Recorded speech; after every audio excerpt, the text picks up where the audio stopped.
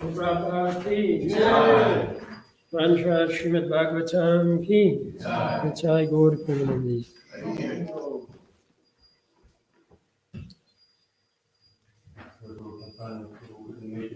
Didn't get to bed until midnight.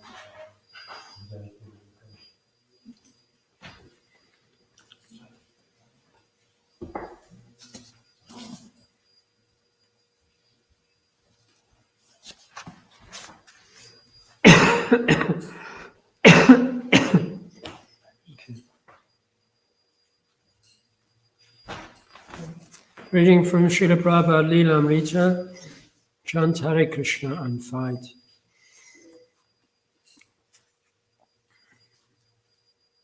It's in Bombay. As they drove up to the entrance to Hare Krishna land, Prabhupada could see the tall towers of the ISKCON Hotel and the incomplete but massive domes of the temple. These huge structures dwarfed the little shed that was the temporary residence of Sri Sri Radha Rasavihari. The deities had been in that shed since 1971, when Prabhupada had moved them there with a promise that he would build them a beautiful temple. And now, after much difficulty and struggle, that promise was soon to be fulfilled. Radha Rasavihari would soon move into one of the most gorgeous and opulent temples in India. Hare Krishna land was intense with activity as some 200 workers plied their various skills in constructing the temple hotel complex under the direction of Surabhi Swami and his assistants. A dozen men were cutting red stone slabs to cover the concrete superstructure of the hotel. Almost 50 marble workers were chipping away with hammers, making decorative columns and arches in the temple. And masons and interior finishers were working on the theatre building. Much of the work was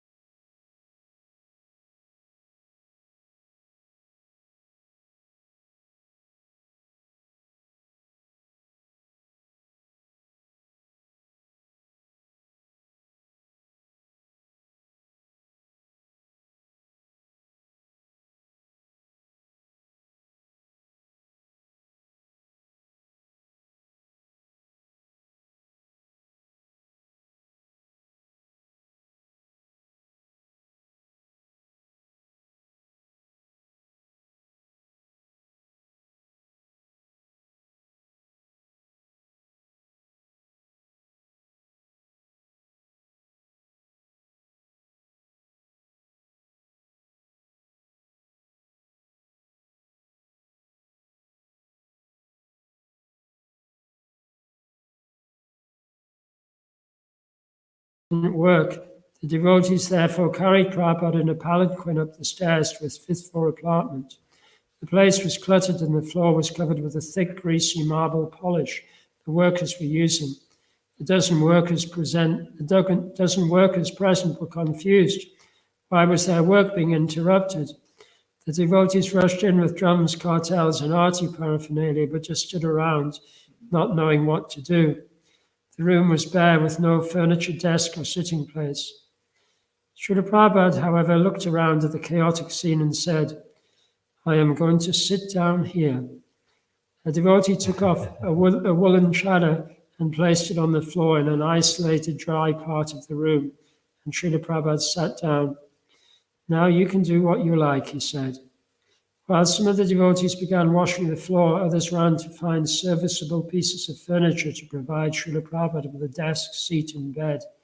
Sarabi Swami nervously bathed Prabhupada's feet and then offered arti, while devotees sang Sri Guru Charana Padma and tried not to slip on the greasy floor. Surveying the scene with a satisfied look, Srila Prabhupada smiled broadly and said, "Thank you very much." When the welcoming function was complete, Srila Prabhupada was left alone with his secretaries. He said his quarters were to his liking. He spent the night there, but the next day he agreed to move for a week to the home of Mr. Kartikeya Mahadevya. For a week he would attend the Bombay Pandal program, which was near Mr. Mahadevya's home, and this would give Sarabi Swami enough time to get the quarters ready. Srila Prabhupada ki. Be nice to. Has anyone got that book, I Will Build You a Temple by Giriraj Swami? It's just come out very recently.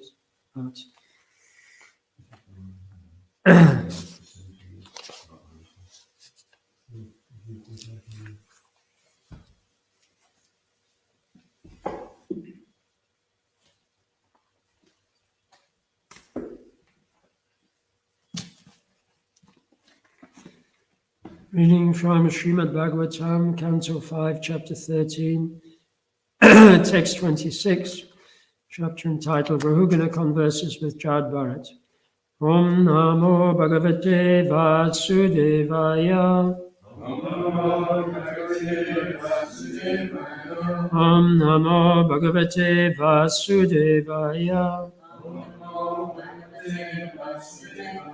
Om Namo Bhagavate Vasudevaya. So this is verses in text. I mean, it's in prose, so I'll just read it myself.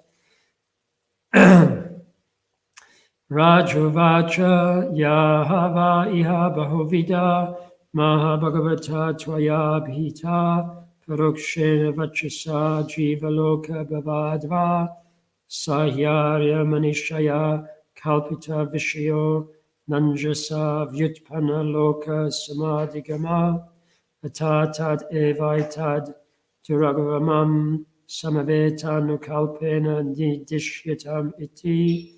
Please repeat. Raja Uvacha. King Parikshit said, Ya, which, ha, certainly, va, or, iha, in this narration, Bahuvida, who are aware of many incidents of transcendental knowledge. Maha Bhagavata, O great devotee sage, Tvaya, by you, Abhihita, described, Parokshena, figuratively, Vachasa, by words, Jivaloka Bhava Adva, the path of material existence of the conditioned soul. Sa, that, he, indeed. Arya Manishaya, are the intelligence of advanced devotees. Kalpita Vishaya, The subject matter is imagined. Na, not. Anjasa, directly. Avyutpanaloka, of the complete understanding. Okay, so Avyutpanaloka, of persons who are not very experienced or intelligent. Samidagama, the complete understanding. Atta, therefore. Tat eva, because of that. Etat, this matter. Duravagamam, which is difficult to understand. Samaveta anukalpena, by substituting the direct meaning of such incidents. Nirdishyatam, let it be described. Iti, thus. Translation. King Parikshit then told Shukadev Goswami, my dear Lord, O great devotee sage, you are omniscient. You have very nicely described the position of the conditioned soul, who is compared to a merchant in the forest. From these instructions, intelligent men can understand that the senses of a person in the bodily conception are like rogues and thieves in that forest, and one's wife and children are like jackals and other ferocious animals. However, it is not very easy for the unintelligent to understand the purport of this story, because it is difficult to extricate the exact meaning from the allegory. I therefore request your holiness to give the direct meaning. Please repeat. King Parikshit then told Shukadev Goswami, my dear Lord, O great devotee sage, you are omniscient. You have very nicely described the position of the conditioned soul, who is compared to a merchant in the forest. From these instructions, intelligent men can understand that the senses of a person in the bodily conception are like rogues and thieves in that forest, and one's wife and children are like jackals and other ferocious animals. However, it's not very easy for the unintelligent to understand the purport of this story, because it is difficult to extricate the exact meaning from the allegory. I therefore request your holiness to give the direct meaning.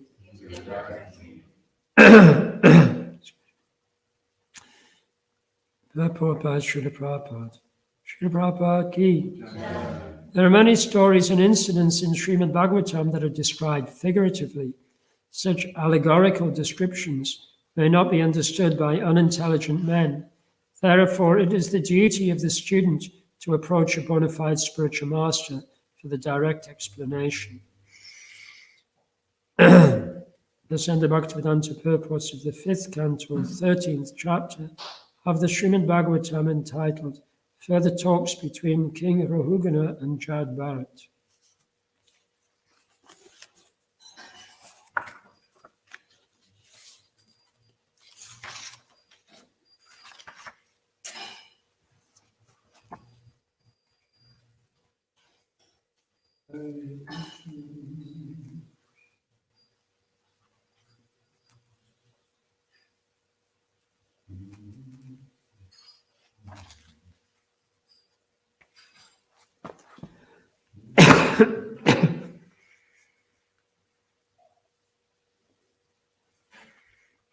Namo Vishmadaya Krishna Vishnu.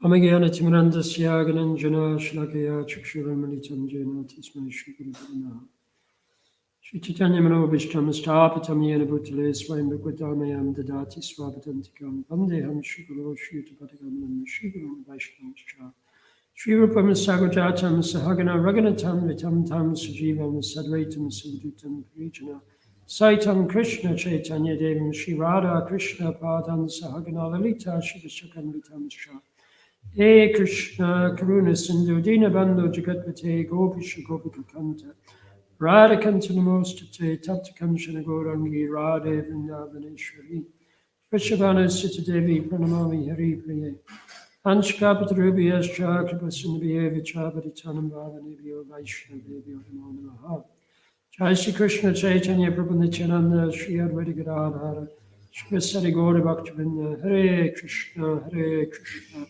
Krishna Krishna Hare Hare Hare Rama Rama Rama Hare Hare.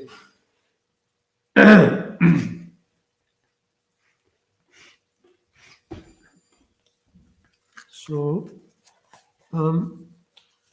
because I haven't revised for this verse, so I'm not sure exactly when Maharaj Parikshit starts to ask Shukadev Goswami about this past, about Maharaj, the life of Maharaj Bharat. I'm just going to have a quick look to see when he starts.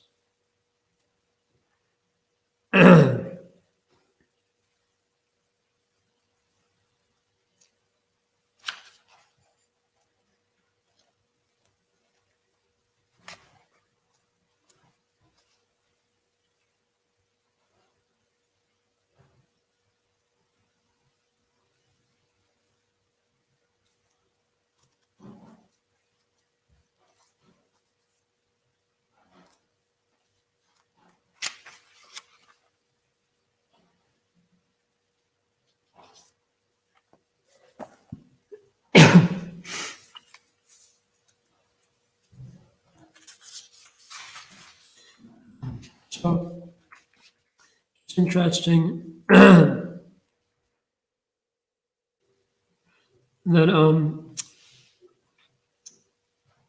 here Maharaj Parikshit actually he's helping us remember that this is an allegory.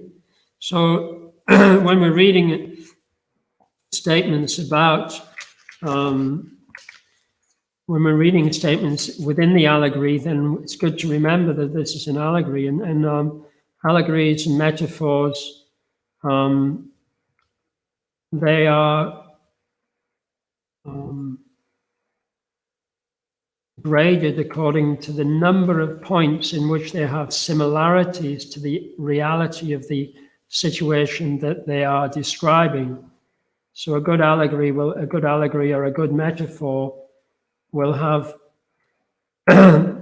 several different points which correspond clearly to the instruction that's trying to be imparted, but they won't all be perfect. So, and you have to remember that it's an allegory. It's not. So this allegory of the merchant in the forest,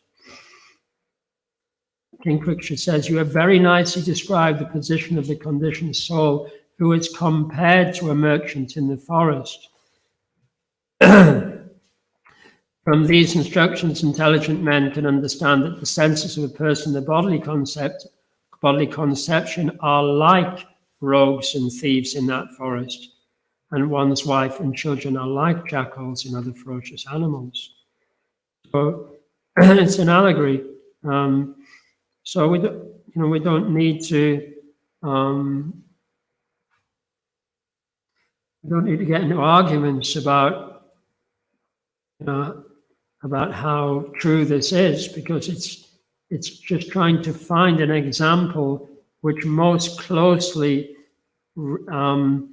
illustrates in a graphic and easily memorable way. And it's an opportunity, or it's a tool. It's a literary tool to help us remember the situation in a graphic way. Because to study the Vedas, to study the Vedanta Sutra and all of the Upanishads, which is the actual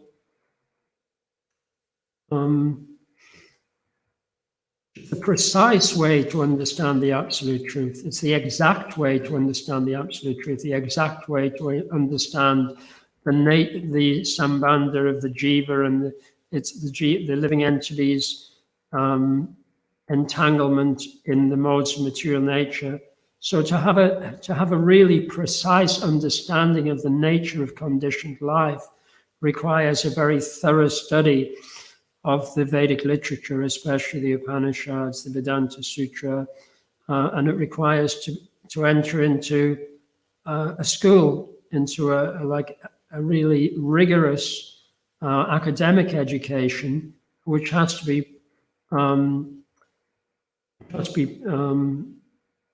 prepared for by a very rigorous moral education in the Varnashram system, or at least in the Gurukul. And preferably it has to be, a whole society has to create that kind of that educational system. So Srila Prabhupada wanted us to try to establish that educational system. It actually begins with Garbhadan Sangaskara. It begins with preparing the consciousness of the mother and father for the living entity to enter into the womb and to have the best opportunity to be born free from the influence of the lower modes of nature. But Maharaj Parikshit, he's very much aware of the advent of the age of Kali. In the first canto of Srimad Bhagavatam, in chapter 16, 17, just before Srila Shukadev Goswami appears on the scene to instruct Maharaj Parikshit, then Maharaj Parikshit has had a very graphic experience of the nature of Kali Yuga and how it's actually severely degrading the consciousness of everyone, actually. So even though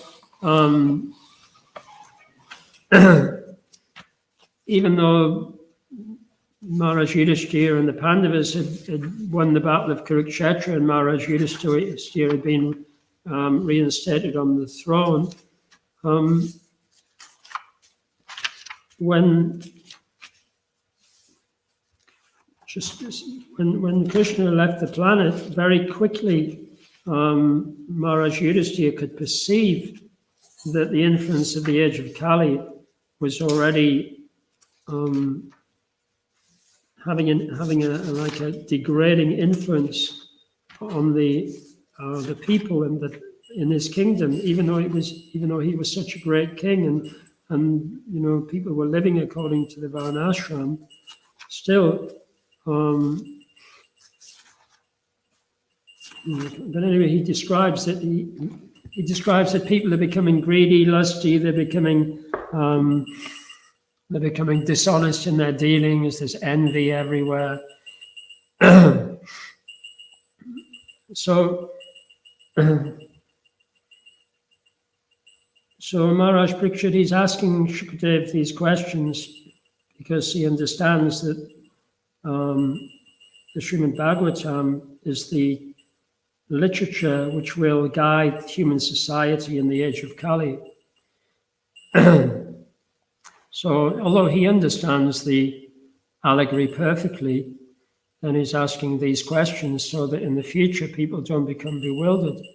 And we are bewildered because there's so much misinterpretation of Srila Prabhupada's books. So many people think that he doesn't have a clear understanding of the nature of society, and that these examples from the ancient Vedic literature are not relevant.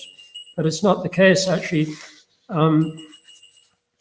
Constantly, the nature of the Vedic literature, it's dynamic. It's constantly being clarified in sadhu sangha, in conversations between great souls like Maharaj Parikshit, Shukadev Goswami, and then in more recent times between Lord Chaitanya and the six Goswamis, and then between Janava Mata and Narottam Das Thakur. So because we see that they appear to be apparent contradictions in the Shastras, but that's because we have a tendency to impose our three-dimensional vision on a multi-dimensional dialogue that's constantly being brought back to life by these Mahabhagavad devotees. And even though we ourselves may not have had a very good education from birth, our parents may not have performed the sanskaras to prepare us for the human form of life, but still, because we've had so much association from Srila Prabhupada through reading his books and hearing his pastimes, and also receiving the mercy of his disciples who've taken on the role of our Shiksha Gurus, then we can actually understand. And although none of us may feel qualified, or may be qualified, or may not ever be asked to become gurus, but still it is our responsibility to maintain this kind of dialogue, which helps us make the teachings relevant to our particular Deshakalapatra.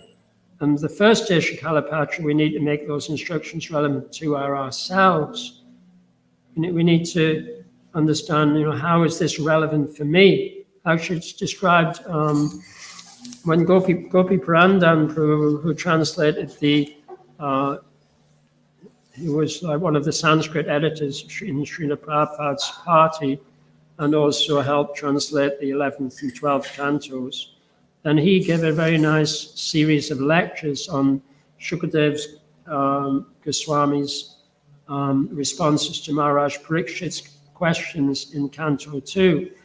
And right at the very beginning of Canto 2, when Shukadev begins to answer Maharaj Parikshit's questions, so he described, he helps us understand that the very difficult sections of the beginning of the second canto, which describe the universal form and describe the different processes of mystic yoga to become free from the coverings, the subtle coverings of the ego, and it's very difficult sections. So he explains that Maharaj Parikshit was asking these questions so that the rishis and yogis who had come to hear Shukadev speak to Maharaj Parikshit at the end of his life, so they could relate to it. And that's the case throughout the Bhagavatam, that there will be sections that we just really can't understand. And, but we just by reading them, and remembering that this is spoken by Shukadev Goswami, who's a pure devotee, and actually it's described, the acharyas to say that his spiritual master is Srimati Radharani. So just by reading his answers to Maharaj Parikshit, then we're actually we're coming in contact with that prema bhakti. So Maharaj Parikshit was very happy that Shukadev was speaking to all of the assembled devotees there who'd come to honor Maharaj Parikshit at the last 7 days of his life. So when Maharaj Parikshit's asking questions, he's asking sometimes for his own benefit, but often he's asking for the benefit of the rishis and sages in the audience, and he's asking for the benefit of the citizens of Kali Yuga. And I say we know that he's already experienced how Kali Yuga has created great degradation, and even for the first 2 generations. So in the purport here, Srila Prabhupada says, it is the duty of the student to approach a bona fide spiritual master for the direct explanation.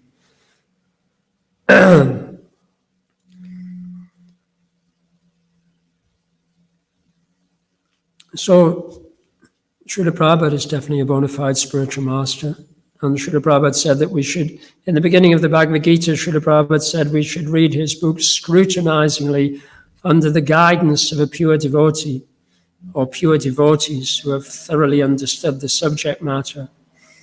Srila Prabhupada wanted us to discuss these matters and not to ignore difficult subjects, not to ignore controversial issues. However, at the same time, to guard ourselves that we're not attached to controversy.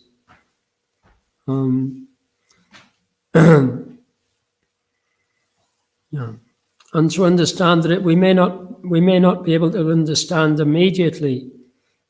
Just as when we go to a Ayurvedic doctor and we get some medicine, first of all we don't get the medicine to begin with. We get some instructions about how we should change our diet and change our sleeping patterns and change our exercise. And then even when we get the medicine, it may take 6 months for it to start to work in our system. So similarly,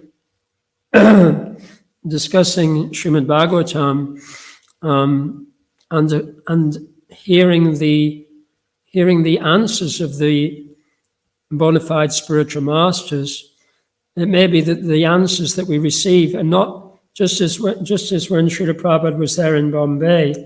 We see how he's giving instruction to his disciples. He's teaching them something in a unique way by refusing to accept those quarters, and he wanted to. So he's like on such a high level of intelligence that the way he's giving instruction is so like specific to the situation. So similarly for us, so the Bhagavatam is like that also. It's specific to the situation, but the situation is the whole of Kali Yuga. So it requires constant discussion and constant practice for it to become realized knowledge, and the rate at which we realize it will differ. But Srila Prabhupada knew that, like some of his disciples were quite advanced and other disciples weren't so advanced, but he didn't say that only advanced devotees should get together and discuss Bhagavatam. He encouraged everyone to do together, and that kind of dynamic is also helpful, because so even if we feel that we are heavily conditioned by the lower modes of nature, then we can play a role in that dynamic sadhu sangha, because then more advanced devotees can appreciate the struggles that less advanced devotees are going through, so that they're more capable of becoming qualified spiritual masters for society as whole. Not that we should think, oh yeah, let me be in the mode of ignorance so I can help the more advanced devotees. No, we all desire to progress. It would be extremely stupid not to want to progress. It's a very dangerous world. And Srila Prabhupada sometimes was exceptional. I mean, it was pretty heavy there with his disciples in Bombay. That was like, he was heavy, but he knew that sufficient of those disciples had experienced that kind of teaching before, that they weren't all going to be devastated. So there are many instructions in Srila Prabhupada's books and in his lectures which are extremely cutting and heavy, and they're meant to really warn us not to take the risk of taking another life in this material world, not to take the risk of losing the association of devotees. We may say, oh, well, it says in the Bhagavad Gita that Ane vikramama sosti pratyavayana vidyate svapamasya dharmasya trayate mayatoivat. In this endeavor, there is no loss or diminution, and a little advancement in this path can protect one from the most dangerous type of life. There are many statements to encourage us that just to go forward a little bit will protect us from taking an animal birth. But in the material world, to go forward a little bit, we have to make a big effort. If we just try to make a small effort, we'll think, okay, well, we just need to make a little progress. But if you just try to make a little progress, you won't make any progress. And if you just try to stay where you are, you'll definitely be going backwards.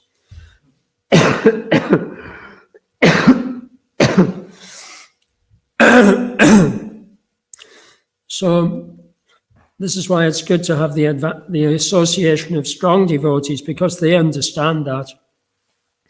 And the reason that sometimes their words may seem harsh or may seem excessively critical is because they can see that we're in danger of falling back. And although Srila Prabhupada says, in this endeavor there is no loss or diminution, and a little advancement in this path can protect us from the most dangerous type of fear, but he doesn't say that in no endeavor, or he doesn't say that no advancement protects us from falling back to the animal form of life. So, so there needs to be constant pushing. There's one nice interaction between Srila Prabhupada and his disciples, especially as with Guru Das, actually. Oh no, there's two that I can think of, Brahmananda and Guru Das. But Srila Prabhupada was about 5'2", and Brahmananda was about 6'6" and about 20 stone. and Srila Prabhupada was pushing, like Brahmananda said something about why sometimes you seem a little bit heavy with your devotees, and Srila Prabhupada was pushing Brahmananda like that, so physically pushing Brahmananda, and Srila Prabhupada says, this is the spiritual master's duty, is to push the disciple like that.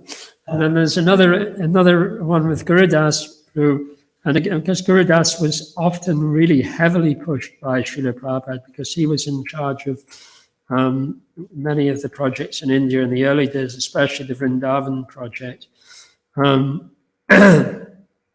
And materially speaking, he was very strong person materially. He'd been like a civil rights leader, and he was like a real sort of very like daring person, very bold, not intimidated by any kind of material authority. He's really like a real revolutionary. But again, Srila Prabhupada was sometimes Srila Prabhupada was so heavy with him that he had to go and hide away for a few days. But then when he came back, again, Srila Prabhupada was pushing him. Srila Prabhupada said, "You're just on the edge of the spiritual world, and you just have to step through. You just have to step through, into the next realm." But that stepping through is like, if you stop and start to go backwards, then that stepping through is actually very, very difficult, and like the ego reacts. And like there's a danger we become offensive. So that's why we're being pushed constantly, so that we're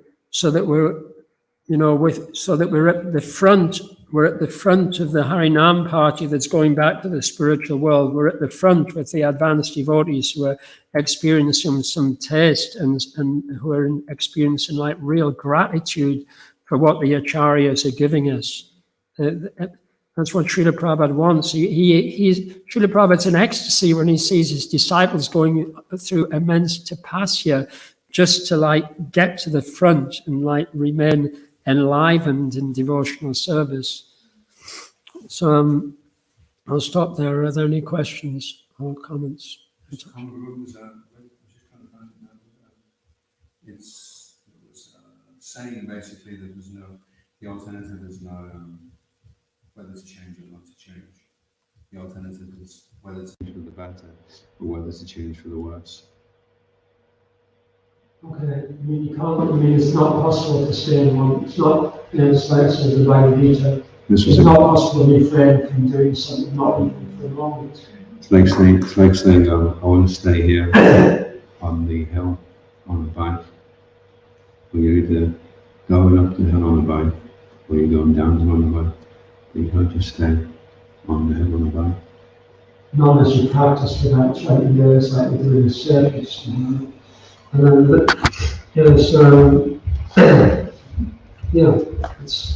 it's not possible to refrain from doing something, not even for a moment.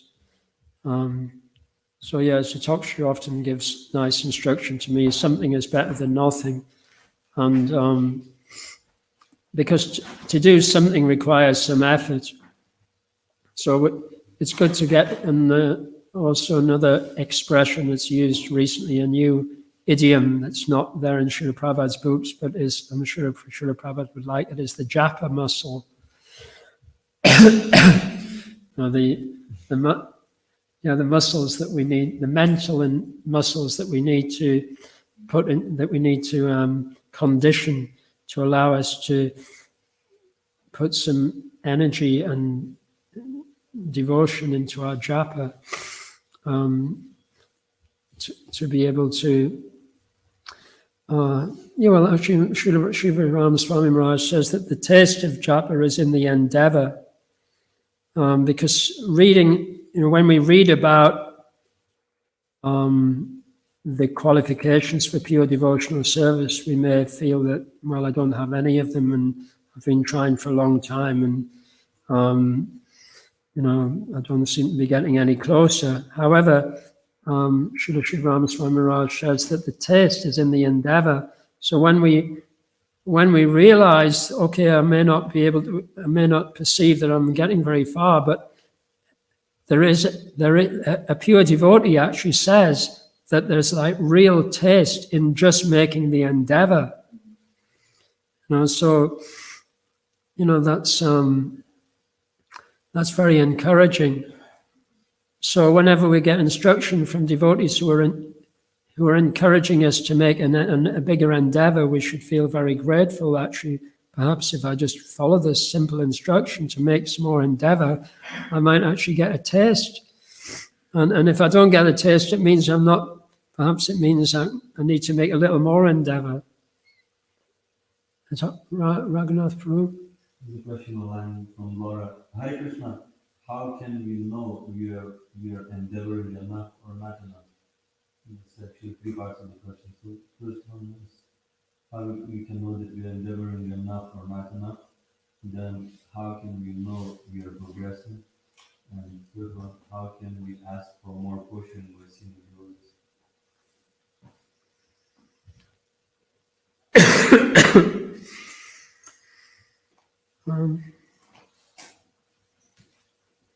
Well, we can, we've had so many instructions from our fellow devotees, from the devotees we live with, and the devotees we have sanghas with. We've already had so many instructions, so we can remember times at which we've already put into practice instructions that we received that perhaps we were a little bit reluctant to do in the first place. And that instruction might have been specific to help us overcome a particular difficulty, but the instruction it's for us to try to apply that instruction to other aspects of our life. If we receive a valuable instruction which helps us, it's not that we should think, oh, that devotee gave me a valuable instruction which helped me, so whenever I have a problem, I can go to him and he'll give me another valuable instruction. No, actually, the principle of the instruction, we should be able to apply that in any situation. And if we can't apply it, then we can ask devotees who, we don't have to go back to the original devotee and ask them, unless it's our spiritual master, unless it's like Diksha Guru. And then we can ask him, we can ask the spiritual master, do you want me to approach you every time I have a problem? Or do you want me to try to work it out for myself? Or, so this is the value of sadhu sangha, that we can share valuable instructions that we've received from our spiritual masters and from our devotee friends. And how can we apply those principles, those essential answers, how can we apply them in particular situations? In terms of endeavor, how do we know we're making enough endeavor? Well, we shouldn't spend too much time thinking about it, because thinking blocks the endeavor, really. Anyway, you can next time you come to the temple, we can speak about it. It's not something that can be answered like in a short time, but I hope that's some help anyway. I've been asked to finish class on time, so we can ask, if you have any questions, we can answer them later. Or Granth Srimad Bhagavatam ki, Srila Prabhupada ki, Iskon Govinda ki, Nitai Gaura Premanandi, Ananta Koti Vaishya Vrinda